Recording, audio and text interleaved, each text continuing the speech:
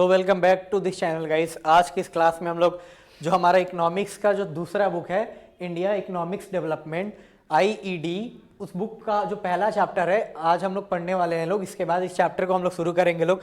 फिर हमारा जो मैक्रो इकोनॉमिक्स है उसको हम लोग पढ़ेंगे लोग। ज़्यादा इंपॉर्टेंट मैक्रो इकोनॉमिक्स को माना जाता है, पर ये काफ़ी इजी चैप्टर है, आपको इजीली इसमें आप लोग मार्क्स गेन कर सकते हैं। तो मैं ये ज़रूर बोलूँगा कि इसमें एक भी मार्क्स आपका ना कटे।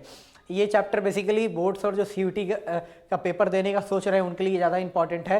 और पहला हमारा चैप्टर क्या है, Indian economic on the above of independence, यानी हमारा पहला चैप्टर रहेगा। इसमें हम लोग पढ़ेंगे लोग, देखो इंडियन इकोनॉमिक्स को 3 पार्ट में बांटा गया है बेसिकली। पहला पार्ट टाइमलाइन चलेगा हमारा 1947 से लेकर 1990 तक का, उसके बाद उसके ऑनवर्ड्स रहेगा। और फिर तीसरे पार्ट में हम लोग और जो हमारा रिलेशन रहेगा हमारे नेबरिंग कंट्री के साथ इकोनॉमिक रिलेशन, उसके बारे में हम लोग इकोनॉमिक रिलेशन नहीं, तीनों नेबरिंग कंट्रीज में कैसे उनका इकोनॉमिक डेवलपमेंट मॉडल अलग था, हमारा कैसे अलग था, उसके बारे में हम लोग इसमें पढ़ने वाले हैं लोग। अब देखो यहाँ पे क्या बता रखा है, after studying this chapter the learner will become familiar with the state of economic in 1947 and the year of independence, understand the factor that led to the under development and stagnation of the Indian economy. ये दो चीज़ हम लोग जानेंगे लोग कि एक तो हम लोग इंडिया का जो इकोनॉमी था उसका क्या कंडीशन था जब हमारा देश आज़ाद हुआ तब, और दूसरा हम लोग का कौन कौन से ऐसे फैक्टर थे जिस कारण से हमारा देश का इकोनॉमी कैसे अंडर डेवलप हो जाता है, या फिर इंडियन इकोनॉमी का जो डेवलपमेंट पेस रहता है वो स्टैग्नेशन हो जाता है, यानी एक रेट पे रुक जाता है। मतलब ना वो ज़्यादा बढ़ेगा ना ज़्यादा ना डाउन में जाएगा, वो एक रेट से ही क्या हमें यहाँ पे हो रहा है, एक रेट पे रुक गया और उसी रेट से यहाँ पे मान लो 0% या फिर 1% इसी रेट पे क्या हो रहा है, इकोनॉमी बढ़ रहा है, यानी इससे हमारा इस चीज़ को अच्छा नहीं माना जाता है। अब देखो यहीं से हमारा चैप्टर यहाँ पे शुरू हो रहा है। सबसे पहले क्या है, introduction. The primary objective of this book, Indian Economic Development (IED), is to familiarize with you the basic feature of Indian economic and its development as it today in the aftermath of independence. However, it is equally important to know something about country economic past, even as you learn about its present state and future prospect. अब देखो जो primary objective ये हमारे इस book का है, इसमें इस बुक का हमारा यही दे रखा है कि इस बुक को हम लोग पढ़कर जानेंगे लोग कि हमारा जो इकोनॉमिक डेवलपमेंट का पॉलिसी था वो कैसे था, कैसे रहा। और साथ में ये भी हम लोग जानेंगे लोग कि जो हमारा पुराना तरीका था अपने डेवलपमेंट का, या फिर हमारा प्रेजेंट है या फिर फ्यूचर कैसे रह सकता है, वो कैसे अलाइंड है अपने पास से, इस चीज़ के बारे में हम लोग इसमें जानने वाले हैं लोग। So let us first look at the state of Indian economic prior to the independence and from an idea of the various consideration that save India post independence development strategy. अब देखो पहले ये बता रखा है कि सबसे पहले हम लोग क्या जानेंगे लोग, हम लोग अपने जो हमारा देश आज़ाद होने से पहले भारत का जो इकोनॉमिक कंडीशन था उसके बारे में हम लोग जानेंगे लोग। और उसके बाद हम लोग को समझ आएगा कि इंडिया कैसे जो अपना पोस्ट इंडिपेंडेंस जो अपना इकोनॉमिक डेवलपमेंट स्ट्रेटेजी अपनाता है वो कैसे उससे इन्फ्लुएंस करता है या फिर वैसा रहता है। अब यहाँ पे क्या है, the structure of India present day India, the structure of India present day economy is not just current making, it has roots steeped in history, particularly in the period when India was under British rule, which lasted for almost 2 centuries before India finally won its independence on 15 अगस्त 1947। अब देखो ये बता रखा है कि India का जो present day economic structure है, ये जो हमारा पुराना ब्रिटिश रूल में जो हमारा इकोनॉमिक था उससे क्या है, एक तरीके से उससे अलाइंड है, उससे उसके मतलब जड़ हमारा कहाँ से आ रखा है, वहीं से आ रखा है। और कब हम लोग को फाइनली कब चलकर भारत को आज़ादी मिलेगा, 200 सालों का अंग्रेज का जो शासन रहेगा खत्म होगा और 15 अगस्त 1947 को हम क्या हो जाएंगे, यहाँ पे आज़ाद होंगे। The sole purpose of the British colonial rule in India was to reduce the country to being a raw material supplier for Great Britain on rapidly expanding modern industrial base. अब देखो जो ब्रिटिश रूल का यहाँ पे भारत के economy का जो main एक ही मकसद था कि भारत को हम लोग एक सिर्फ रॉ मटेरियल प्रोड्यूस करने वाला देश बनाकर रख देंगे लोग, किसके लिए, ग्रेट ब्रिटेन के लिए, जहाँ पे मतलब रॉ मटेरियल यहाँ से निकाला जाएगा और कहाँ भेजा जाएगा, ग्रेट ब्रिटेन में, और वहाँ से क्या हो जाएगा, वो फर्निश गुड के रूप में फिर पूरे देश में भेजा जाएगा और वहाँ से क्या उसका मतलब बेचा जाएगा। And understanding of the exploitative nature of this relationship is essential for any assessment of the kind and level of development which the Indian economy has been able to attain over the last 7.5 decades। अब देखो यही बता रखा है कि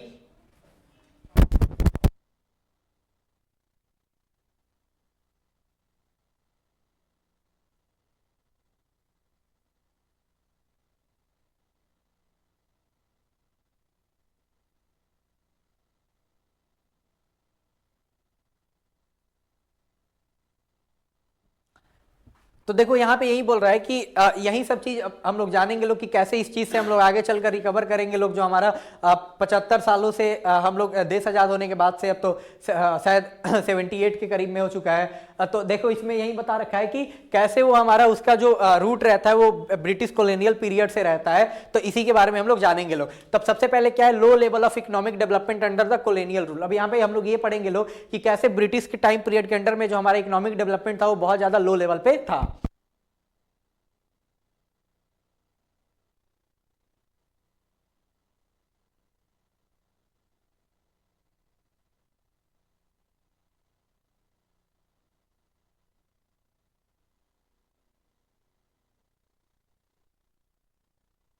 India had an independent economy before the advent of the British rule. Though agriculture was the main source of livelihood for the most of the people, yet country economy was characterized by various kind of manufacturing activities. अब देखो यहाँ पे क्या बोल रहा है कि जो इंडिया का एक अपना इंडिपेंडेंट इकोनॉमी था ब्रिटिशर के आने से पहले, उस समय भी भले ही agriculture main source of economy था, पर यहाँ पे मैन्युफैक्चरिंग सेक्टर में भी हमारा अच्छा खासा क्या था, यहाँ पे रोल था। आगे यहाँ पे क्या बता रखा, आगे क्या बता रखा है, India was particularly well known for its handicraft industry in the field of cotton and silk textile, metal and precious stone works etc. अब देखो भारत जो इंडिया का इकोनॉमी था पर्टिकुलरली मैन्युफैक्चरिंग इंडस्ट्री की सेक्टर किस साइड में ज्यादा था, हैंडीक्राफ्ट इंडस्ट्री इंडिया में ज्यादा था। यानी लोग अपने हाथ से चीजों को यहाँ पे बुनते थे, बनाते थे, और उसका यहाँ पे हमारा पूरे वर्ल्ड मार्केट में क्या था, दबदबा था एक टाइम पीरियड पे। खासकर किस चीजों में, जो कॉटन और सिल्क के टेक्सटाइल होते थे, या फिर मेटल होगा, या फिर प्रीसियस स्टोन के जो उस पर काम किया जाता था, वर्क किया जाता था, बुनाई किया जाता था। तो ये सब, इन सब कामों में जो इंडियन मैन्युफैक्चरिंग इंडस्ट्री का ज्यादा बोलबाला किस सेक्टर में था, इन सब कामों में था।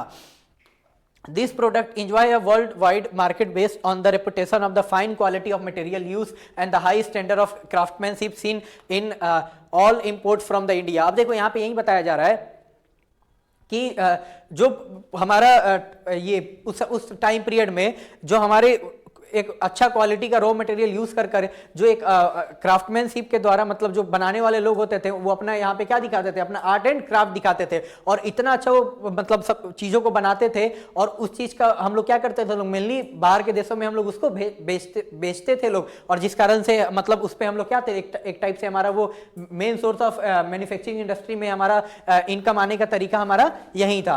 अब आगे यहाँ पे क्या दे रखा है, textile industry in Bengal. Muslin is a type of cotton textile which had its origin in Bengal, particularly places in and around Dhaka, spelled during the pre-independence period as Dhaka. Now the capital city of Bangladesh, Dhakai muslin has gained worldwide fame as a extinct type of cotton textile. The finest variety of muslin was called malmal. Sometimes foreign traveler also used to refer to its malmal sahi or malmal khas, implying that it was worn by or fit for the royalty। अब देखो यहाँ पे क्या बता रखा है कि यहाँ पे एक कॉटन का टेक्सटाइल टाइप है जिसको हम लोग ऐसे इंडिया में हम लोग किस नाम से, मलमल के नाम से जानते थे लोग, और ऐसे हम लोग म्यूसलिन इसको बोला जाता है। तो इसका ओरिजिन कहाँ से है, बंगाल से। तो उस समय क्या था, पूरा बंगाल एक यूनाइटेड था। तो जो प्रेजेंट डे ढाका है वो बंगाल के अंडर में ही आता था, वो प्रेजेंट डे बांग्लादेश का कैपिटल भी है ढाका। तो उसी के अराउंड से हम लोग क्या यहाँ पे मतलब अच्छा क्वालिटी का यहाँ पे मलमल आता था, जिसको हम लोग क्या डकाई म्यूसलिन के नाम से हम लोग जानते थे लोग, और ये काफी ज्यादा क्या था, यहाँ पे फेमस था। अब देखो इसको अधिकतर ज्यादा लोग इसको मतलब जो फॉरेन ट्रेवलर थे इंडिया आए थे, इसको इंडिया में इसको मलमल नाम से बोला जाता था। वो भी इसको कभी कभी मलमल शब्द इस्तेमाल करके इसको बुलाते थे। साथ ही में इसको मलमल शाही या फिर मलमल खास भी क्यों बोला जाता था, क्योंकि ये किनके लिए बनाया जाता था, जो रॉयल मतलब यहाँ पे रॉयल फैमिली के लोग थे, या फिर जो मतलब यहाँ पे शाही लोग हैं, उनके लिए बनाया जा रहा है। और पहन कौन रहा है, वही लोग इसको पहन रहे हैं।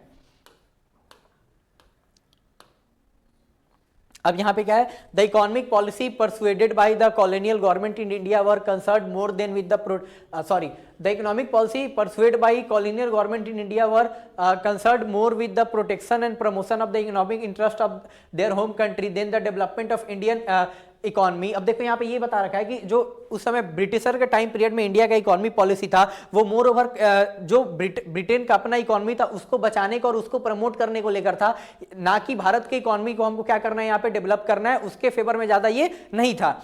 आगे क्या बता रखा है, such policy brought about a fundamental change in the structure of Indian economy, transforming the country into supplier of raw material and consumer of finish industrial product from Britain. अब देखो इन सब चीजों के कारण यहाँ पे क्या होता है, हमारा देश किस चीज में बन जाता है, हमारा देश एक सप्लायर बन जाता है। क्या हम लोग रॉ मटेरियल अब सप्लाई कर रहे हैं लोग, और जो ब्रिटेन है वहां से यहाँ पे फिनिश गुड बन कर आ रहा है और हम लोग इसको क्या कर रहे हैं लोग यहाँ पे ले रहे हैं लोग। और एक टाइम पे हम ही लोग क्या करते थे, लोग चीजों को प्रोड्यूस कर हम लोग बाहर के देश में क्या करते थे, बेचते थे। पर ये ब्रिटिशर के आने के बाद क्या हो गया, हमारा जो रोल था वो चेंज हो गया।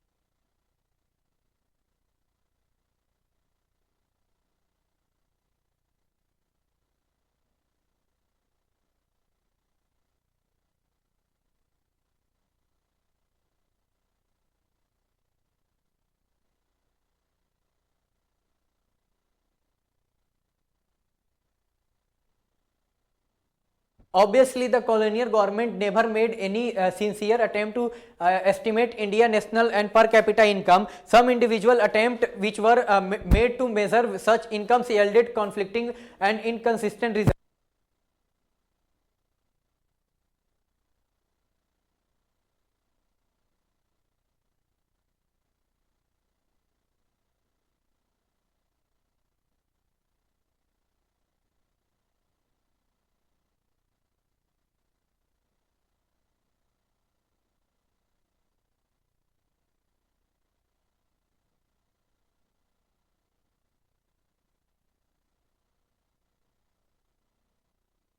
अब देखो, अब यहाँ पे ये बता रखा है कि जो कॉलोनियल गवर्नमेंट यानी उस समय जो ब्रिटिशर थे ये अटेम्प्ट नहीं करते हैं हमारे जो यहाँ पे इकोनॉमी है उसको सुधारने का, और साथ में यही बता रखा है कि वो लोग इस चीज का भी अटेम्प्ट नहीं करता है लोग, कुछ प्रयास नहीं करता है लोग कि हमारे देश का उस समय जो जीडीपी में शेयर था या फिर यहाँ के लोगों का पर कैपिटा इनकम था, यानी यहाँ का एक प्रति व्यक्ति कितना रुपए कमा रहा है, ये सब चीज एस्टिमेट करने का वो लोग बिल्कुल मतलब ख्याल नहीं रखता है लोग।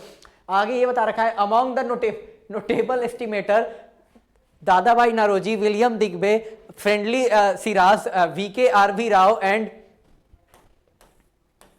RC Desai, it was Rao who estimates during the colonial period was considered very significant. अब देखो यहाँ पे कुछ बता रखा है, यहाँ पे कुछ इंडियन ऐसे क्या थे इकोनॉमिस्ट हैं, वो कोशिश करेगा लोग क्या इंडिया के इकोनॉमी को कैलकुलेट करने का। तभी ये ध्यान रखना है, ये नाम याद रखना सब, कौन कौन इंडिया का इकोनॉमी को कैलकुलेट करने का कोशिश करता है लोग, Dadabhai Naoroji, William Digby, Findlay Shirras, V K R V Rao and यहाँ पे आरसी देसाई। अब यहाँ पे देखो, यहाँ पे ये बता रखा है इतना लोग प्रयास करता है, पर जो यहाँ पे जो राव है यानी वीके आरवी राव, ये क्या करते हैं, ये एस्टिमेट करेंगे मतलब कि हम ये क्या एस्टिमेट करेंगे कि कॉलोनियल टाइम पीरियड पे हमारा यहाँ पे कितना शेयर हमारे यहाँ के लोगों का पर कैपिटा इनकम क्या है, और यहाँ के लोगों का मतलब इस देश का जीडीपी क्या है, इसका अगर कोई सिंसियर प्रयास कोई करता है तो क्या नाम है इनका, राव।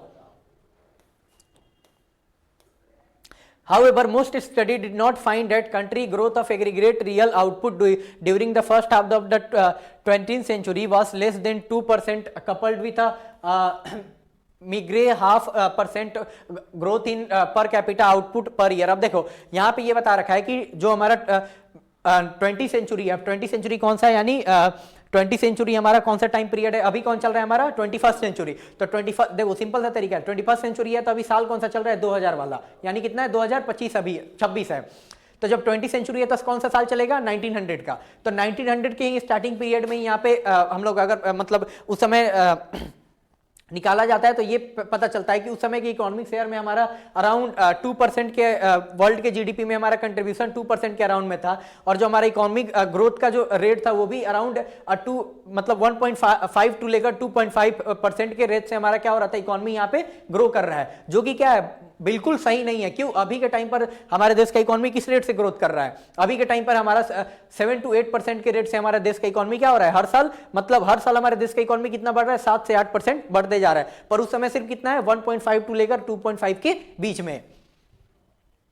अब यहां पे देखो, अब यहां से हम लोग पढ़ेंगे लोग कि किस सेक्टर में क्या हाल था। अब सबसे पहले यहां पे क्या दे रखा है, एग्रीकल्चर सेक्टर का। तो अब एग्रीकल्चर सेक्टर देखो, India's economy under British rule remained fundamentally agrarian, about 85% of the country population live mostly in village and drive livelihood directly और इनडायरेक्टली फ्रॉम एग्रीकल्चर। अब देखो यहाँ पे ये बता रखा है कि जो ब्रिटिशर के टाइम पे इंडिया का जो मतलब लोग जहां पे जिस सेक्टर में सबसे ज्यादा एम्प्लॉयड थे वो कौन सा सेक्टर है, एग्रीकल्चर सेक्टर है। अराउंड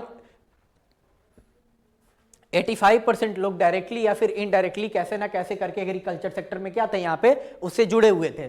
आगे यहाँ पे बता रखा है कि however despite being the occupation of such a large population, the agriculture sector continued to experience stagnation and not infrequently unusual deterioration। अब देखो यहाँ पे ये बता रखा है कि इतने लोग का एग्रीकल्चर सेक्टर में पार्टिसिपेशन है, कितने 85%, देश का 100 में से 85 लोग का एग्रीकल्चर सेक्टर में ही है, फिर भी हमारा जो एग्रीकल्चर सेक्टर है क्या है, यहाँ पे ग्रो नहीं कर पा रहा है, और एग्रीकल्चर सेक्टर एक पेस पे रुका हुआ है। और यहाँ पे कभी कभी हमको अजीब सा यहाँ पे एग्रीकल्चर सेक्टर में हमको ऐसा ऐसा चीज देखने को मिल जाएगा जैसे फेमाइन हो गया, मतलब भुखमरी आ जाता है, तो ये सब चीज भी इस टाइम पीरियड पे हमको देखने को मिलेगा।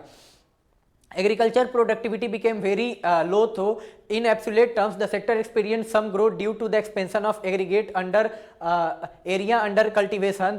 This stagnation in agriculture sector was caused mainly because of the various system of land settlement that was introduced by the colonial government। अब देखो यहाँ पे कहानी क्या बता रखा है कि जो हमारा एग्रीकल्चर प्रोडक्टिविटी था, यानी जो हमारा उपजाऊ था क्या था, बहुत ज्यादा उस टाइम पे कम था।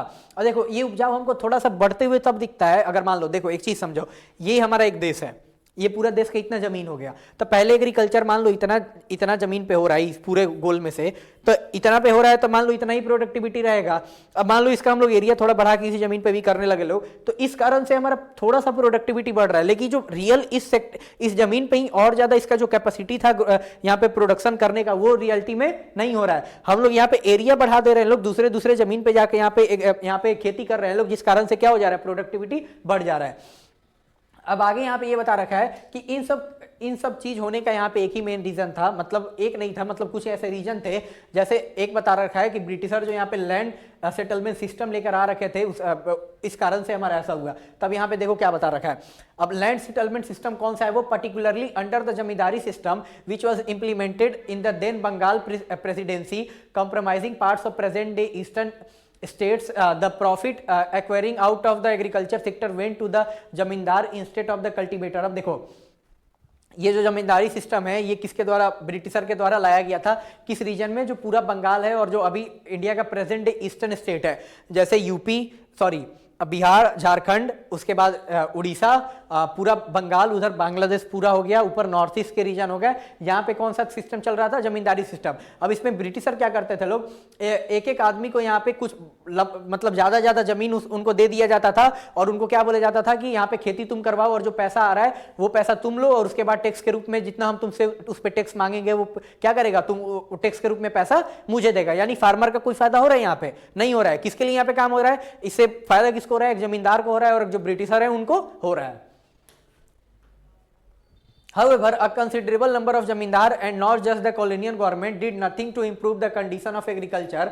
The main interest of the zamindar was only to collect the rent regardless of the economic condition of the cultivator.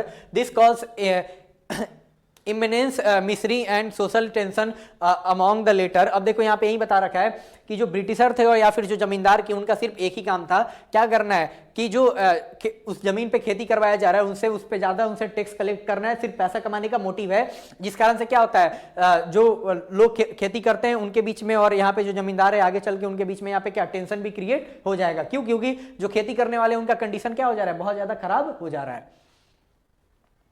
To a great extent, the term of the revenue settlement were also responsible for the zamindari adopting such attitude. Dates for depositing a specific sum of revenue were fixed, failing which the zamindari were to lose their rights. अब देखो यहाँ पे क्या बताया जा रहा है कि इस चीज के लिए एक और चीज जिम्मेदार है, यहाँ पे बता रखा है रेवेन्यू सेटलमेंट के बारे में। अब देखो रेवेन्यू सेटलमेंट क्या है, यहाँ पे इसके अंडर में ये था कि जितने भी जमींदार हैं उनको जमीन दिया गया, ठीक है। अब इस सिस्टम के थ्रू उनको जमीन दिया गया ब्रिटिशर के द्वारा कि आप करेंगे इस रीजन में खेती करवाएंगे, और एक फिक्स पैसा बता दिया गया कि आपसे पैसा इतना हम हर साल आपसे क्या करेंगे, चार्ज करेंगे, आपसे इतना पैसा लेंगे। अगर मान लो कोई जमींदार यहाँ पे उस रीजन से उतना पैसा ब्रिटिशर को नहीं दे पा रहा है तो उनसे क्या किया जाएगा, वो जो जमींदारी सिस्टम, जो जमींदारी उनको दिया गया है, क्या कर लिया जाएगा, उनसे छीन लिया जाएगा। तो बताओ कोई भी जमींदार चाहेगा क्या कि मेरे से मेरा जमींदारी छीन लिया जाए? कोई भी नहीं चाहेगा कि मेरे से जमीन छीना जाए। तो इस मतलब एक ये भी चीज था जो मतलब बहुत ज्यादा इस पे क्या था, यहाँ पे एग्रीकल्चर सेक्टर का यहाँ पे बुरा होने में एक रोल में एक ये भी चीज प्ले करता है important role. Beside this low level of technology, lack of irrigation facility and negligence use of fertiliser all added to the aggravate the plight of the farmers and contributed to the dismal level of agriculture productivity। अब देखो आगे ये बता रखा है कि इनके अलावा यहाँ पे एक तो हमारे पास टेक्नोलॉजी बहुत लो लेवल का था, साथ में इरिगेशन का फैसिलिटी नहीं था, पानी पहुंचाने का खेत में हमारे पास उस समय फैसिलिटी नहीं था, फार्मर को पता नहीं था कि फर्टिलाइजर का इस्तेमाल कितना करना है। ये सब जितने भी कारण थे क्या करते हैं, ये सब मिलकर क्या करते हैं, जो हमारे उस समय एग्रीकल्चर सेक्टर का जो यहाँ पे ग्रोथ जिस हिसाब से होना चाहिए था वो नहीं होता है। इसी कारण से बहुत बहुत कम या फिर स्टैग्नेशन आ जाता है हमारे क्या एग्रीकल्चर सेक्टर में। There was of course some evidence that of a relatively higher yield of cash crop in certain area of the country due to commercialization of agriculture। अब देखो इसी टाइम पीरियड पे एक और चीज होता है जो हमको मानना होगा, कैश क्रॉप जानता है सबने क्या होता है? कैश क्रॉप वो हो गया जैसे शुगर कैन, ये सब किस में आएंगे, वो कैश क्रॉप में आएंगे। तो कुछ एरिया में वहां पे इन चीजों का खेती किया जाता है कैश क्रॉप का, तो उस कारण से यहाँ पे कुछ एरिया में हमको डेवलपमेंट देखने को मिलता है। क्यों? क्योंकि उस समय इन सब क्रॉप का मार्केट में ज्यादा मांग रहता है। तो इसी को क्या यहाँ पे बोला जा रहा है, कमर्शियलाइजेशन ऑफ एग्रीकल्चर, यानी जिसका अभी के टाइम पर तो कमर्शियलाइजेशन वीट क्या नाम है हमारा वीट और राइस का भी हो गया है। क्यों? क्योंकि जब से एमएसपी का सिस्टम आ रखा है उसके कारण से जो पंजाब, हरियाणा और वेस्टर्न उत्तर प्रदेश के जो किसान है क्या करते हैं, वो बेसिकली एग्रीकल्चर में क्या, वो तो कमर्शियलाइजेशन ऑफ एग्रीकल्चर हो गया इन एरिया के लिए।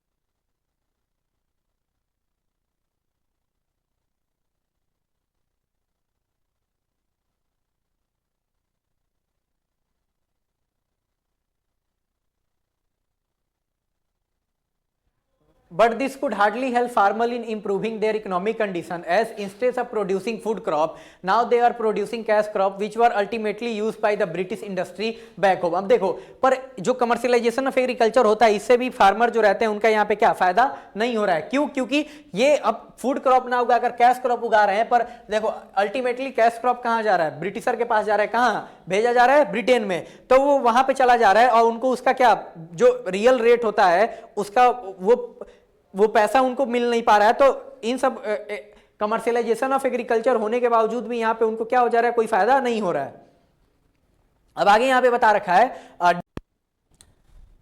Despite some progress made in irrigation, India agriculture was starved of investment, tracing, flood control, drainage and desalinization of soil. While a small section of farmers change their cropping pattern from crop to commercial crop, a large section of farmer of tenant and small farmer and sharecropper neither have resources and technology nor have initiative to invest in agriculture sector। अब देखो यहाँ पे क्या बोल रहा है, यहाँ पे यही बोल रहा है कि हमारे भले ही फार्मर जो हमारे कुछ फार्मर थे यहाँ पे डी इंडस्ट्रियलाइजेशन ऑफ यहाँ पे क्या हो जा रहा है, इंडस्ट्रियलाइजेशन ऑफ यहाँ पे एग्रीकल्चर हो जा रहा है। पर फिर भी यहाँ पे दिक्कत एक चीज का यहाँ पर सामने क्या आ रहा है कि एक तो बहुत कम क्वांटिटी में, इतने कम नंबर में लोग क्या कैश क्रॉप को यहाँ पे उगा रहे हैं। अभी भी ज्यादा जो फार्मर है वो क्या यहाँ पे प्रोड्यूस कर रहे हैं, जो यहाँ पे फूड क्रॉप होता है उसी का यहाँ पे क्या हो रहा है, प्रोडक्शन हो रहा है। और साथ में ये भी है कि एग्रीकल्चर सेक्टर में यहाँ पे इंप्रूवमेंट हमको देखने को मिलता है, पर जो उस समय जो गवर्नमेंट है उस समय जो फ्लड कंट्रोल रहता है या फिर सॉइल का क्वालिटी ठीक करने के लिए जो उस समय ब्रिटिशर है वो ज़्यादा पैसे और इनिशिएटिव नहीं देते हैं ताकि क्या हो सके कि जो सॉइल का क्वालिटी है वो ठीक हो सके या फिर फ्लड आ जा रहा है उसको यहाँ पे रोका जा सके। तो इन सब कारण से क्या हो रहा है, जो हमारा एग्रीकल्चर सेक्टर है यहाँ पे जिस रेट पे ग्रोथ होना चाहिए था एक तो वो होता नहीं है और एक लेवल पे रुक जाता है और ज़्यादा ये बढ़ नहीं पाता है। तो हम लोग अब क्या एग्रीकल्चर सेक्टर कर लिए, अब हम लोग क्या पढ़ेंगे लोग यहाँ पे इंडस्ट्रियल sector.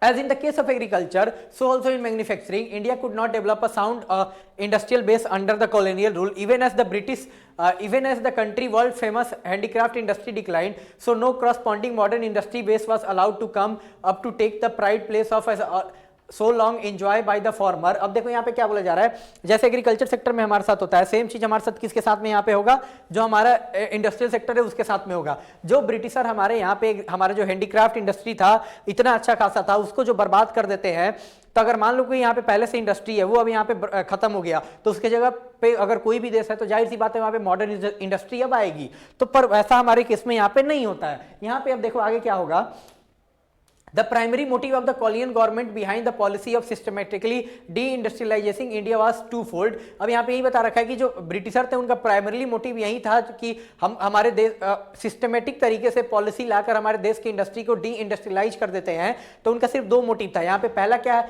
पहला यहाँ पे ये था कि जो हम लोग एक टाइम पे अपना यहाँ पे क्या करते थे, हैंडीक्राफ्ट हमारा इंडस्ट्री था उसको पहले बर्बाद कर दिए। अब क्या करेगा, वो हमारे यहाँ से रॉ मटेरियल को यहाँ से लेगा लोग और यहाँ से ले जाकर उसको लेके जाएगा लोग कहाँ, ब्रिटेन में। पहला मोटिव क्या है कि सिर्फ इंडिया रॉ मटेरियल क्या करे, प्रोड्यूस करे और वो किसको दे, मेरे को दे, यानी ब्रिटेन को दे। अब ब्रिटेन वहां से दूसरा, वहां से जब वो रॉ मटेरियल यहाँ पे फिनिश गुड्स बनकर वो जब भेजा जाएगा तो दोबारा वो कहाँ आएगा, इंडिया में, और इंडिया के लोग क्या करेंगे, उसको खरीदेंगे। तो इससे क्या हो रहा है, जो ब्रिटिशर है उनका इकोनॉमी यहाँ पे बढ़ रहा है। तो यही उनका दो मोटिव था, पहला कि इंडिया को हम लोग यहाँ पे बना दे कि सिर्फ इंडिया रॉ मटेरियल प्रोड्यूस करे और जो हमारा फिनिश गुड्स वही रॉ मटेरियल से बन रहा है उसको इंडिया यहाँ पे खरीदे। और इससे क्या हो, जो ब्रिटेन है वो ब्रिटेन का इकोनॉमी क्या हो, यहाँ पे ज्यादा लार्ज स्केल पे यहाँ पे क्या हो, वाइड स्प्रेड हो। अब आगे यहाँ पे बता रखा है, in the unfolding economic scenario, the decline of indigenous handicraft industry created not only massive unemployment in India, but also a new demand in Indian consumer market, which was now deprived of the supply of locally made goods. This demand was profitably met by the increasing imports of cheap manufactured goods from Britain. अब देखो यहाँ पे इस कारण से क्या हो रहा है कि जब हमारा हैंडीक्राफ्ट इंडस्ट्री था वो हमारा बर्बाद हो गया, तो जाहिर सी बात है कोई हमारा इंडस्ट्री है वो, कोई भी इंडस्ट्री बर्बाद होगा तो उसमें लोग क्या उसमें काम कर रहे होंगे, तो इंडस्ट्री बर्बाद हो जाएगा तब काम करने वाले लोगों के पास काम नहीं है तो क्या हो जाएंगे, यहाँ पे बेरोजगार हो जाएंगे। तो उनके काम करने का तरीका, उनके पास काम करने का कोई साधन नहीं है। अब और क्या होता है, जो हमारा हैंडीक्राफ्ट इंडस्ट्री था तो अब सामान हैंडीक्राफ्ट इंडस्ट्री प्रोड्यूस नहीं कर रही है, तो यहाँ पे क्या हो जाएगा, लोगों को तो इंडिया में सामान खरीदना होगा, तब वो लोग सामान कहाँ से खरीदेंगे, वहीं ब्रिटिशर का सामान खरीदेंगे लोग। जो हम लोग यहाँ पे रॉ मटेरियल ब्रिटिशर को भेजे रहते हैं लोग यहाँ से, वही रॉ मटेरियल वहां पे फिनिश गुड्स के रूप में पहले बनेगा और फिर यहाँ पे वो आएगा, सस्ता दाम रहेगा उसका और वो पूरा इंडियन मार्केट को भर देगा और लोग क्या करेंगे, उन्हीं सब चीजों को यहाँ पे खरीदेंगे। अब आगे यहाँ पे है, Initially, this development was confined to the setting up of cotton and jute textile mill.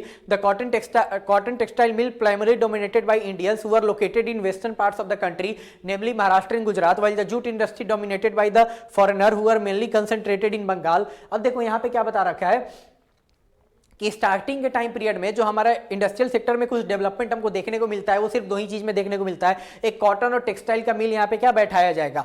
तो आगे यहाँ पे देखो कॉटन और जूट टेक्सटाइल का मिल बैठाया जाएगा। तो जो कॉटन टेक्सटाइल का मिल रहेगा वो हमारे इंडिया का, प्रेजेंट इंडिया का जो वेस्टर्न स्टेट्स हो गए जैसे महाराष्ट्र और गुजरात, वहां के जो इंडस्ट्रियलिस्ट होते हैं वो क्या करते हैं, लोग यहाँ पे कॉटन का यहाँ पे मिल लगाते हैं लोग इंडिया में, और जो जूट का जो मिल लगाया जाता है वो फॉरेनर के द्वारा लगाया जाता है, यानी जो ब्रिटिशर है या फिर जो और बाहर के हैं लोग उनके द्वारा लगाया जाएगा। वो किधर लगेगा, ईस्टर्न साइड में, खासकर बंगाल के रीजन में। Subsequently, the iron and steel industry began coming up in the beginning of 20th century. The Tata Iron and Steel Company (TISCO) was incorporated in 1907. अब देखो आगे ये बता रखा है कि जो स्टील और आयरन का जो इंडस्ट्री था इंडिया में कब आता है, अर्ली 20th सेंचुरी में आएगा, यानी 1917 में आएगा, और उसका क्या नाम रहेगा यहाँ पे, the Tata iron and steel company, जिसका शॉर्ट फॉर्म क्या है, TISCO. A few other industry in the field of sugar, cement, paper etc. और आगे चलकर और भी कुछ ऐसी इंडस्ट्री आएंगे हमको कैसे किस सेक्टर में यहाँ पे सुगर के सेक्टर में सीमेंट बनाने को और जो पेपर का बनाया जाता है उसको came up after the second world war. ये कब आएगा? जब सेकेंड वर्ल्ड वॉर खत्म हो जाएगा 1945 के बाद से, तब ये कुछ इंडस्ट्री हमको देखने को मिलेंगे। However there was hardly any capital good industry to help to promote further industrialization in the India. Capital good industry means industry which can produce machine tools which are in turn used for producing articles for current consumption. The establishment of a few manufacturing unit here and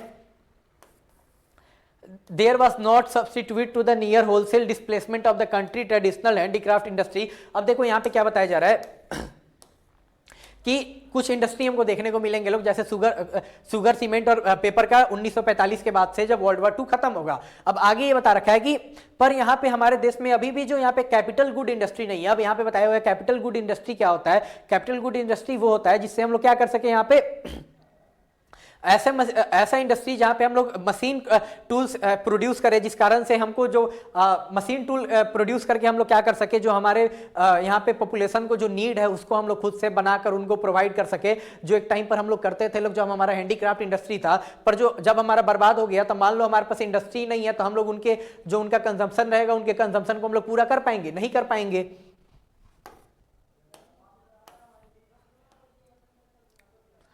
Furthermore, the growth rate of the new industrial sector and the contribution to the gross domestic product (GDP) or the gross value added remained very small. आगे ये बता रखा है कि जो इनका जो यहाँ पे इंडस्ट्रियल सेक्टर का यहाँ पे जो रेट ऑफ ग्रोथ था, इनका कंट्रीब्यूशन जीडीपी में या फिर ग्रॉस वैल्यू एडेड में काफी ज्यादा, बहुत ज्यादा कम था। And other significant drawback of the new industrial sector was the very limited area of operation of the public sector. This sector remain confined only to railways, power generation, communication, ports and some other departmental undertaking. अब आगे यहाँ पे ये बता रखा है कि एक और ड्रॉबैक हमारे सामने कब आएगा, जब इंडस्ट्रियल सेक्टर का यहाँ पे क्या रहेगा, बहुत लिमिटेड कंट्रोल रहेगा किसके अंडर, जो पब्लिक सेक्टर यानी सरकार यहाँ पे क्या करती है, बहुत कम ऐसे सेक्टर में उस समय के टाइम पे क्या करती है, पैसा यहाँ पे इन्वेस्ट करती है, और जिस कारण से क्या हो जाएगा, इंडस्ट्रियल सेक्टर का ज्यादा हमको ग्रोथ देखने को नहीं मिलेगा। सरकार सिर्फ railway, power generation, communication, ports ऐसे जो इंडस्ट्री रहता है उन्हीं सब में मतलब अपना पैसा यहाँ पे क्या करेगी, लगाएगी। अब आगे यहाँ पे क्या दे रखा है, फॉरेन ट्रेड।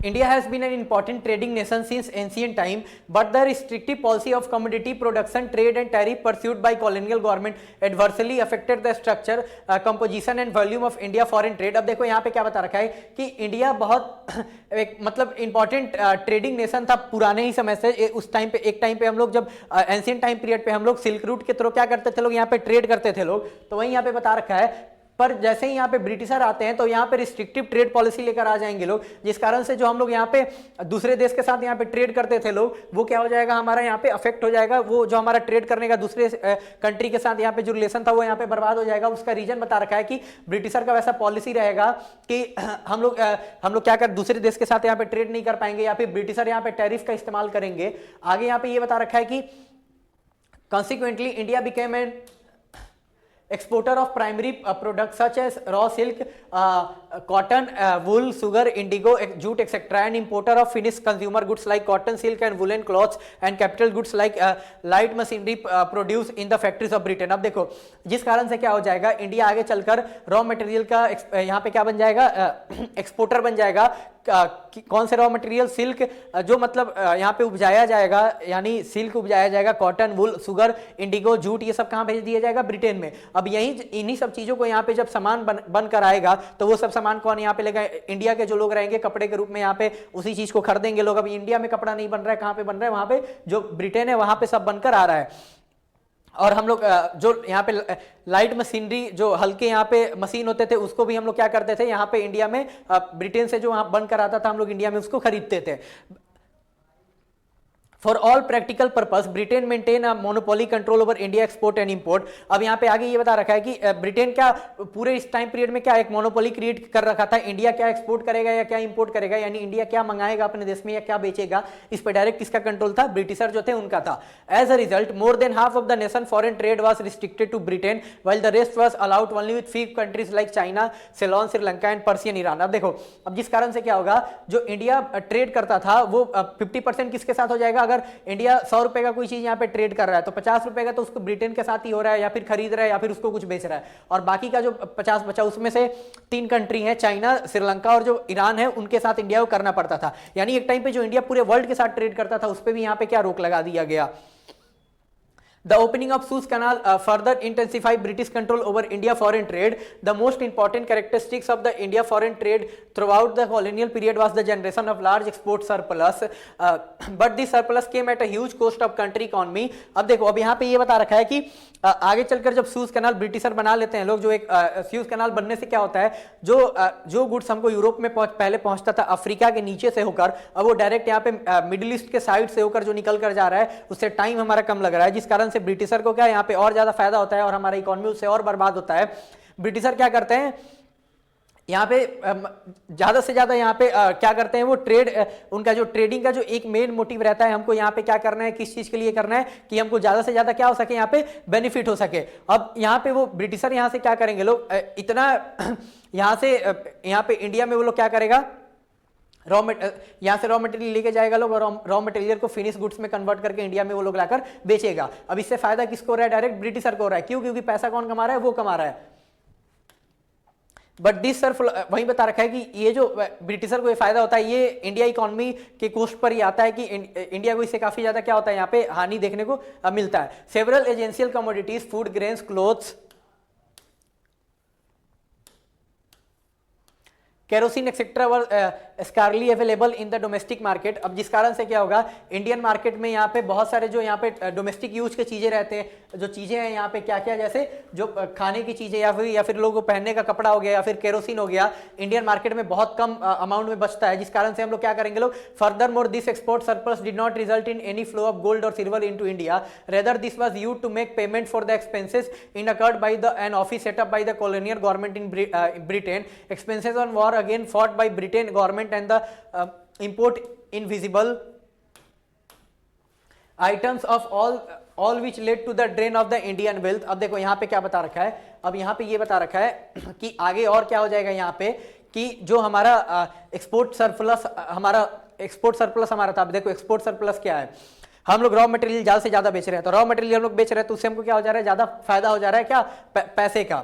अब सरप्लस कब होगा, कोई कंट्री अगर ज्यादा एक्सपोर्ट करेगी और इंपोर्ट कम करेगी। अगर मान लो मैं एक देश हूं और अगर मैं यहाँ पे 100 रुपए का सामान यहाँ पे क्या कर रहा हूँ, ब्रिटेन को यहाँ पे बेच रहा हूँ, और उससे मैं कितना 75 रुपए का सामान खरीद रहा हूं, तो मैं फायदे में कितने का हूं, 25 रुपए का। तो इसको हम लोग क्या बोलेंगे लोग, सरप्लस बोलेंगे लोग। तो यही एक्सपोर्ट में हम लोग सरप्लस में है, पर जो हम लोग यहाँ पे एक्सपोर्ट कर रहे हैं लोग, तो ध्यान देने वाला बात, एक्सपोर्ट क्या कर रहे हैं लोग, रॉ मटेरियल का, जिससे हमारे देश का इंडस्ट्री को बिल्कुल फायदा नहीं हो रहा है। वहीं बता रखा है कि जो 25 रुपए का फायदा भी हुआ, मान लो जो यहाँ पे हमको यहाँ पे प्रॉफिट भी हो रहा है, वो प्रॉफिट ब्रिटिशर इस्तेमाल कर रहे हैं अपने देश के एक्सपेंसेस, जो वॉर में वो लोग लड़ रहा है, वॉर में जो पैसा उनको लग रहा है, वो पैसा, ये जो सरप्लस यहाँ पे देखने को मिल रहा है, वो सब पैसा कौन यहाँ पे ब्रिटिशर यूज कर ले रहे हैं लोग अपने लिए। इन सब कारण से क्या हो जाता है, यहाँ पे इंडिया का इकोनॉमी जो सिचुएशन रहता है और ज्यादा खराब हो जाता है।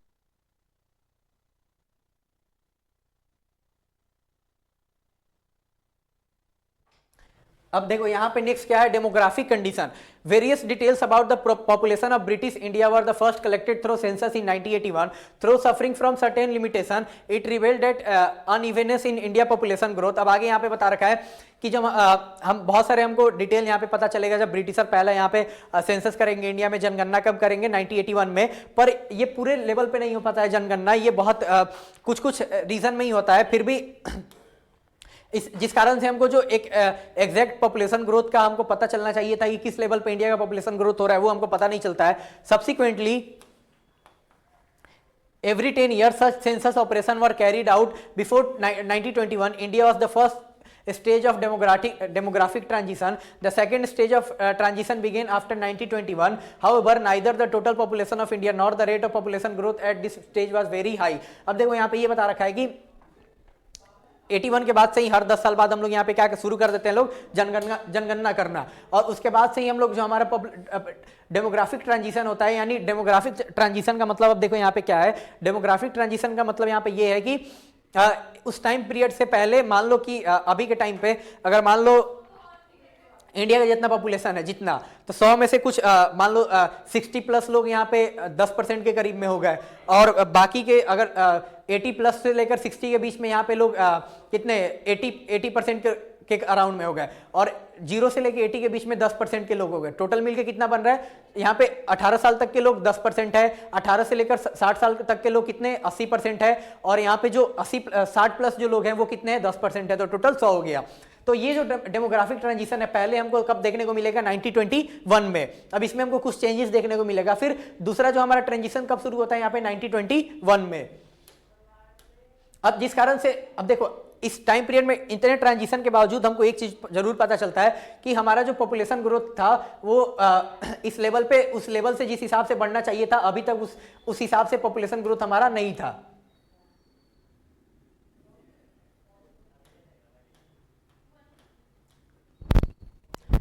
The various social development indicators were also not quite encouraging. The overall literacy level was less than 60%.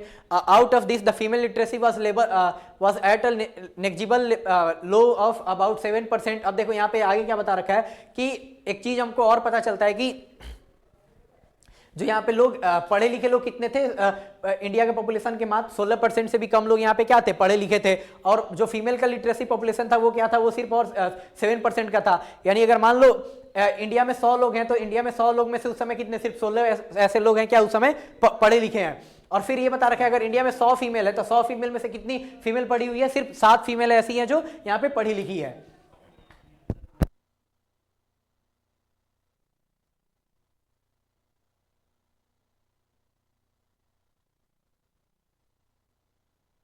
Public health facility was either unavailable to a large chunk of population or when available were highly inadequate. अब देखो आगे ये बता रखा है जो लोगों को यहाँ पे हॉस्पिटल ये सब का सुविधा था ये भी बहुत कम था ही नहीं, या फिर किसी को था भी तो वहाँ पे जो लोगों को यहाँ पे इलाज चाहिए था वो इलाज वहाँ पे अवेलेबल नहीं था। आगे यहाँ पे बता रखा है कि Consequently, water and airborne disease were rampant and took a huge role on life. No wonder the overall mortality rate was very high, and in that particularly the infant mortality rate was quite alarming, about 218 per thousand in contrast to the present infant mortality rate of 28 per thousand. अब देखो यहाँ पे क्या बता रखा है, आगे यहाँ पे ये बता रखा है कि उसी समय पे जो हवा और पानी से जो फैलने वाली बीमारी थी ये भी काफी ज्यादा ह्यूज लेवल पे हमको देखने को मिलते थे। और साथ में देखो अब जाहिर सी बात है अगर हवा और पानी का यहाँ पे बीमारी है तो हमको एक और चीज देखने को मिलेगा, क्या देखने को मिलेगा कि लोग भी जिस कारण से ज्यादा मरेंगे। तो इस टाइम पीरियड पे लोग भी बहुत ज्यादा मरते थे। अगर उस समय के टाइम पीरियड पे अगर आगे ये बता रखा है जो इन्फेंट मोर्टेलिटी रेट यहाँ पे है, इसका मतलब ये है कि अगर मान लो 1000 बच्चे यहाँ पे जन्म ले रहे हैं तो 1000 बच्चे में से 218 ऐसे बच्चे जो रहते थे जो 1 साल से कम के ही टाइम पीरियड 1 साल होने से पहले ही क्या वो मर जाते थे। यानी 1000 बच्चे अगर जन्म लिए हैं अभी 1 साल उनका हुआ भी नहीं है उससे पहले ही क्या 218 बच्चे इसमें मर गए। और अभी के हिसाब से उसको हम लोग देखें तो अब 1000 में से कितने 28 बच्चे मरते हैं। अभी के टाइम पीरियड पे अगर 1000 बच्चे जन्म लिए हैं तो 1 साल होने से पहले ही कितने बच्चे मरेंगे उसमें से 28। ये अभी का वो है। आगे फिर क्या है, life expectancy was also very low, 32 year was a constant to the present 69 year. उस समय कोई एवरेज सबसे ज्यादा कोई कितना ज्यादा जीता था 32 सालों तक, और अभी कोई एवरेज कितना जीता है 69। ये बढ़कर अब और ज्यादा हो चुका है, अब कोई 72 ईयर्स तक आदमी नॉर्मली यहाँ पे इंडिया में हमको जीता हुआ दिख रहा है, और उस समय वो कितना था सिर्फ 32। सोच लो। In the absence of reliable data, it is difficult to specify the extent of poverty at that time, but there was no doubt that the extensive poverty prevailed in India during the colonial period, which contributed to the worsening profile of India population of that time. अब देखो यहाँ पे क्या बोल रहा है, यहाँ पे गरीबी, कितने लोग गरीब थे उस पर कोई हमारे पास डाटा अवेलेबल नहीं है, पर इस पर कोई शक नहीं किया जा सकता है कि उस समय लोग बहुत ज्यादा गरीब थे। डाटा ना होने के बावजूद ये हम लोग को पता चलता है कि उस समय लोग बहुत ज्यादा गरीब थे। अगर गरीब नहीं होते तो देश का हमारा सिचुएशन इतना खराब नहीं रहता। अब आगे क्या है यहाँ पे, ऑक्यूपेशनल स्ट्रक्चर।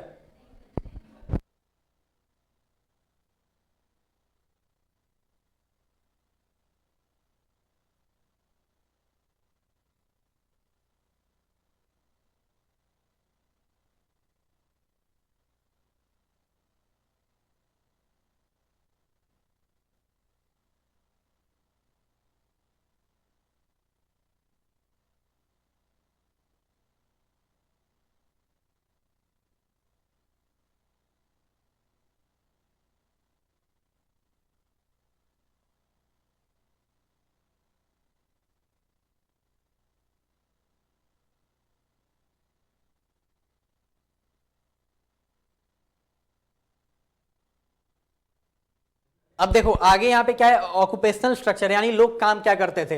तो यहाँ पे क्या है, during the colonial period the occupational structure of India, distribution of working person across different industry and sector showed little sign of change. The agriculture sector accounted for the largest share of workforce, which was usually remained at high of 70 to 75%, while the manufacturing and the service sector account for only 10 and 15 to 20% respectively. अब देखो यहाँ पे ये बता रखा है कि जो लोगों का काम करने का प्रोफेशन था, 70 से 75% लोग जो एग्रीकल्चर सेक्टर में काम रहता था उसमें लोग रहते थे, और आगे मैन्युफैक्चरिंग सेक्टर में 10% लोग यहाँ पे थे, और सर्विस सेक्टर में कितने लोग थे, 15 से 20% के शेयर पे लोग वहाँ पे थे। Another striking aspect was the growing regional variation. Parts of then Madras Presidency, comprising area of present-day Tamil Nadu, Andhra Pradesh, Kerala, Karnataka, Bombay, and Bengal, witnessed a decline in the dependence of the workforce on agriculture sector, with a common structure of increase in the manufacturing sector and service sector. अब आगे यहाँ पे ये बता रखा है कि एक और चीज हमको इस टाइम पीरियड पे देखने को ये मिलता है कि जो मद्रास प्रेसिडेंसी था, साथ में यहाँ पे बंगाल और जो बॉम्बे प्रेसिडेंसी था। अब देखो इन एरिया में क्या हमको देखने को मिलता है, जो एग्रीकल्चर सेक्टर में लोग पहले ज़्यादा काम करते थे, अब वो लोग उससे शिफ्ट होकर किस में जा रहे हैं, मैन्युफैक्चरिंग और सर्विस सेक्टर में लोग ज़्यादा जा रहे हैं। अब देखो ये बता रखा है मद्रास प्रेसिडेंसी में कौन कौन अभी के टाइम के स्टेट है, तमिलनाडु, आंध्र प्रदेश, केरला और कर्नाटका। अब बॉम्बे प्रेसिडेंसी में कौन कौन है, यहाँ पे गुजरात और बॉम्बे, और बंगाल में उड़ीसा हो गया, बिहार हो गया, झारखंड हो गया, प्रेजेंट डे स्टेट है। पर बेसिक मेन बंगाल के रीजन में ये था, जो कोलकाता के आसपास रीजन था, उधर ये ट्रांसफॉर्मेशन हमको देखने को मिल रहा था बंगाल के सीन में। आगे यहाँ पे क्या दे रखा है, however there has been an increase in the share of workforce in agriculture during the same time in state such as Orissa, Rajasthan and Punjab. अब देखो एक टाइम पीरियड पे इधर जो हम लोग ऊपर पढ़े, मद्रास, बंगाल और एक और क्या बॉम्बे, यहाँ पे लोग क्या एग्रीकल्चर सेक्टर से किस सेक्टर में जा रहे हैं, मैन्युफैक्चरिंग और सर्विस सेक्टर में जा रहे हैं। पर इसी टाइम पीरियड पे उड़ीसा, राजस्थान और पंजाब में क्या होता है, लोग ज्यादा एग्रीकल्चर सेक्टर में शिफ्ट हो रहे हैं। अब यहाँ पे क्या है, infrastructure. Under colonial rule basic infrastructure such as railway, ports, water transport, post and telegraph did develop. अब देखो ये बता रखा है कि ब्रिटिशर का टाइम पे एक चीज तो हमको डेवलप मतलब एक चीज बनते हुए हमको दिखता है, क्या क्या जो बेसिक इंफ्रास्ट्रक्चर होती है, जैसे रेलवे हो गया, पोर्ट्स हो गया, या फिर पानी में जो जाने का साधन है वो हो गया, या फिर पोस्ट हो गया, या फिर टेलीग्राफ लोगों को भेजना रहता था वो। पर देखो ये इसका डेवलपमेंट के पीछे का भी एक कहानी है। However the real motive behind this development was not provide basic amenities to the people but to serve the various colonial interest. अब देखो यहाँ पे क्या है, ये इसलिए नहीं बनाया गया था कि इससे लोगों का फायदा हो, ये इसलिए बनाया गया था ताकि इससे अंग्रेजों का फायदा हो। देखो कैसे अंग्रेजों का फायदा होगा ये बताया है। Roads constructed in India prior to the evident of British rule were not fit for the modern transport. The road that were built primarily served the purpose of mobilizing army within India and drawing out the raw material from the countryside to the nearest railway station or the port to send this away from England, far away England or other lucrative foreign destination. अब देखो यहाँ पे क्या बोल रहा है, जो road तो हमारे देश में पहले से भी था, पर जो रोड का स्टैंडर्ड था वो ब्रिटिशर को सूट नहीं किया, तो ब्रिटिशर अपने लिए रोड्स बनवाए, किस लिए, ताकि वो क्या कर सके, या फिर पहला रीजन ये था कि इंडिया में जो लोग विद्रोह कर रहे हैं उनके खिलाफ आर्मी को रोड का इस्तेमाल करके आर्मी को इजिली भेजा जा सके, ताकि उस विद्रोह को यहाँ पे दबाया जाए। दूसरा क्या रीजन था, जो यहाँ पे रॉ मटेरियल जैसे कॉटन, सिल्क, ये सब जो प्रोड्यूस होता था उसको, उससे क्या करता था वो लोग ट्रांसपोर्टेशन का यूज करके जो नियरेस्ट स्टेशन होता था या फिर कोई पोर्ट हो गया, वहां से सामान को लोड करके कहाँ भेजा जाएगा, उसको जो यहाँ पे ब्रिटेन है वहां पे भेजा जाएगा, इसलिए बनाया गया था। यानी अपने ही फायदा के लिए क्या बनाया जा रहा है। आगे यहाँ पे है There always remained an acute shortage of all weather roads to reach out the rural area during rainy season. अब यहाँ पे एक और चीज का हमको क्या देखने को मिल रहा है कि बारिश के समय पे यहाँ पे एक कोई अच्छा सा रोड नहीं था ताकि हम लोग अपने जो गांव का एरिया था वहां पे डायरेक्ट यहाँ पे कनेक्टिविटी हो सके, उस समय का ये कंडीशन खराब था.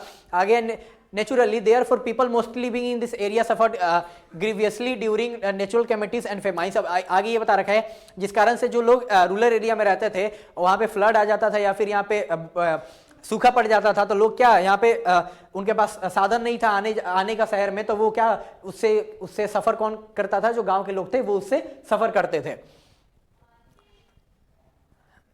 The British introduced the railway in India in 1850 and it's considered as one of the most important contribution. The railway affected the structure of the Indian economy in two ways. अब देखो यहाँ पे क्या बताया जा रहा है, जो ब्रिटिशर इंडिया का यहाँ पे इंडिया में कब लेकर आएंगे रेलवे को, 1850 में. अब इससे ये बोला जाएगा कि ये बोला जाता है कि ब्रिटिशर का कोई इंडिया के लिए सबसे बड़ा कंट्रीब्यूशन है वो क्या है, रेलवे ही है. अब यहाँ पे रेलवे हमारे देश की इकोनॉमी को दो वे में प्रभावित करेगा. आगे पहला है, on one hand it enable people to undertake long distance travel and thereby break geographical and cultural barrier wide. On the other hand it foster commercialization of Indian agriculture which adversely affected the self sufficiency of village economics in India. अब देखो railway आने से दो चीज होता है. पहला क्या, जो यहाँ पे बड़ा बड़ा मतलब रूट था, लोग क्या रेलवे का इस्तेमाल कर कर जाना शुरू कर दिए जो उस रीजन में पहले लोग जानते नहीं थे.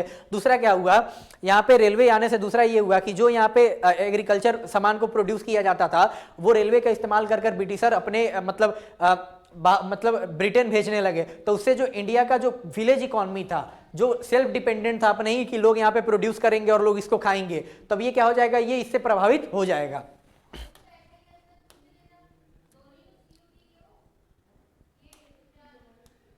The volume of India export undoubtedly expanded, but its benefit rarely assured to the Indian people. The social benefit which the Indian people gained owing to the introduction of railways were thus outweighed by the country huge economic loss. अब देखो यहाँ पे क्या बोला जा रहा है, भले ही यहाँ पे हमारा एक्सपोर्ट बढ़ा हो पर उससे फायदा हमारा इंडियंस जो रहते हैं उनका यहाँ पे इन रियलिटी में हमको देखने को नहीं मिलता है.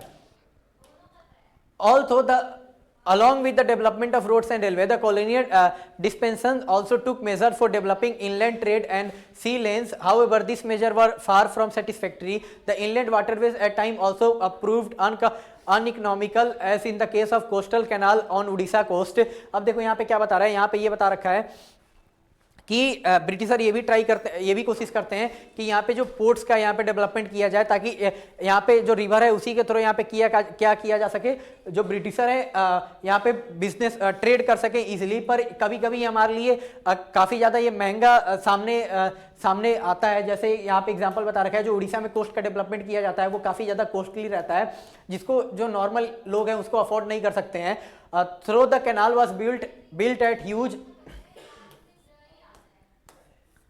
built at huge cost to the government exchequer, yet it failed to compete with the railways, which soon transferred the region running parallel to the canal and had to be ultimately abandoned. अब देखो आगे चलकर यहाँ पे नहरों का भी निर्माण किया जाएगा ब्रिटिशर के द्वारा खूब पैसा लगाकर, पर वो सिस्टम फेल हो जाता है रेलवे के सामने में. कनाल से जो ब्रिटिशर सोचे थे हम ट्रेड करेंगे यहाँ पे नाव का इस्तेमाल करके, वो सिस्टम यहाँ पे क्या हो जाएगा, फेल हो जाएगा.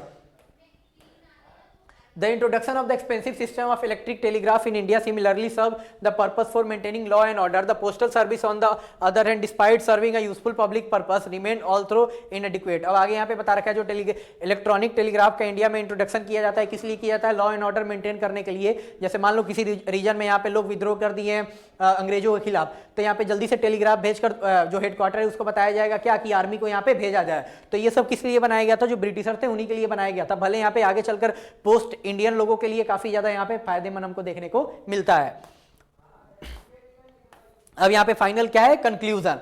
By the time India won its independence, the impact of the 2-century-long British colonial rule was already showing on all aspects of the Indian economy. The agriculture sector was already scattered with surplus labor and extremely low productivity. The industrial sector was crying for modernization, diversification, capacity building, and increased public investment. अब देखो यहाँ पे क्या बता रखा है कि 200 सालों की गुलामी के बाद फाइनली भारत को आज़ादी मिलता है, और जब आज़ादी मिलता है तो भारत का जो कंडीशन रहता है एग्रीकल्चर सेक्टर में, वहाँ पे क्या है, लेबर सरप्लस है, पर जो एग्रीकल्चर सेक्टर से प्रोडक्टिविटी होना चाहिए था प्रोडक्टिविटी बहुत कम है। आगे क्या है, जो इंडस्ट्रियल सेक्टर है, इसमें हमको क्या चाहिए, मॉडर्नाइजेशन चाहिए, डाइवर्सिफिकेशन चाहिए, कैपेसिटी बिल्डिंग चाहिए, ताकि क्या, और इसमें पब्लिक का जो पब्लिक इन्वेस्टमेंट है वो भी चाहिए। सरकार क्या करे, यहाँ पे पैसा लगाए, यहाँ पे मशीनरी में जो नए नए मशीनरी टेक्नोलॉजी लेकर आए। अब तो ये सब टाइम, इस सब कंडीशन में ब्रिटिशर क्या हमको छोड़कर जाते हैं।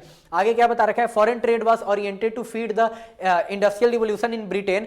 Infrastructure facility including frame railway network needed upgradation, expansion and public orientation. आगे बता रखा है जो यहाँ पे फॉरेन ट्रेड करने के लिए, यहाँ पे इंडस्ट्रियल रिवोल्यूशन ब्रिटेन में करने के लिए यहाँ पे रेलवे का जो यहाँ पे लाया गया था, तो यहाँ पे रेलवे को भी यहाँ पे हमको क्या करना है, उसको भी अपग्रेड करना है, दूसरे रीजन में और बढ़ाना है, और क्या करना है, अब रेलवे को ज्यादा लोगों के लिए यहाँ पे यूज करना है।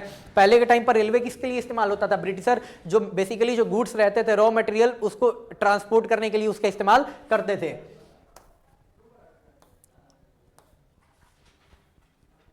Prevalence of rampant poverty and unemployment required welfare orientation of public economy. In a nutshell, the social and economic challenge before the country were enormous. अब देखो आगे क्या बोल रहा है, इसी टाइम पीरियड पे एक और चीज हो रहा है, क्या हो रहा है कि हमको और क्या करना है, जो बहुत ज्यादा गरीबी है और जो लोगों के पास काम करने के लिए यहाँ पे काम नहीं है, तो यहाँ पे हमको वेलफेयर स्कीम लेकर आना है ताकि यहाँ पे लोगों का भलाई हो सके। तो इन सब सिचुएशन में आगे हम लोग पढ़ेंगे लोग कि कैसे हमारा इकोनॉमिक, जो देश का इकोनॉमिक सिचुएशन होता है, वो कैसे हम लोग जो हम लोग इकोनॉमिक पॉलिसी अपनाएंगे लोग अपने देश को रूल करने के लिए, वो कैसे बनेगा। तो आज की क्लास के लिए इतना ही, फिर से मिलेंगे लोग नेक्स्ट क्लास में, तब तक के लिए बाय बाय, टाटा, जय हिंद।